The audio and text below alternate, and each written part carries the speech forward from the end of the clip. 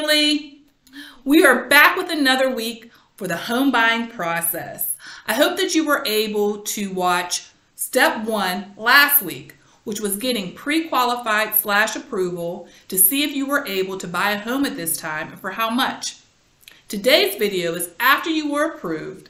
Now it's time to find an agent so that you can go looking for homes. But before you find an agent, you might get a little antsy, which is understandable. I did the same thing. And you start going out, driving around, seeing the for sale signs out in the yard, going online to the home websites, seeing the homes that you're interested in, and you see a number online, you see a number on the for sale side, and you call it.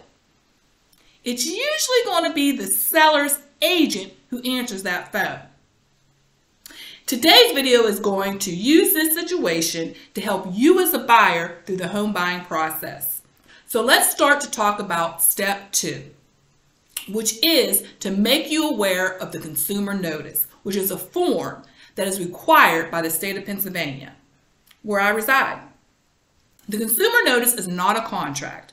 Even though there is a signature page and you sign it and you're sitting next to an agent who's going over the form with you, it's still not a contract.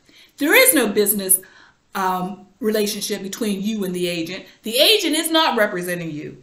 This is just to acknowledge that the information was given to you and that you received it. This consumer notice enables you as a consumer of real estate services to make informed decisions about the business relationships that you may have with the broker and salesperson. Now I'm going to mention 2 agency relationships. The first one is the seller's agent. Let's go back to when you got on the phone and you called the seller's agent and they answered the phone. As an agent, we have fiduciary duties that are owed to our consumers who execute a written agency agreement, a contract. And those duties are loyalty, confidentiality, disclosure, reasonable care and diligence, obedience, and accounting. So that seller's agent is representing the seller. That means they have a contract.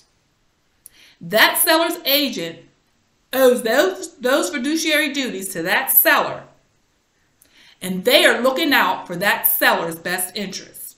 You as the buyer on the other end of that phone, who is not represented by an agent, who is not in a contract, who is not owed fiduciary duties, you are putting your best interest at risk for being on the phone with that seller's agent. The second business relationship is the buyer's agent, who is an agent for you, the buyer. The buyer's agent would have the same fiduciary duties as the seller agent owed to the consumer through an executed written contract. So now let's go back to riding around and seeing the for sale signs out in the yard, going online, going to the home websites.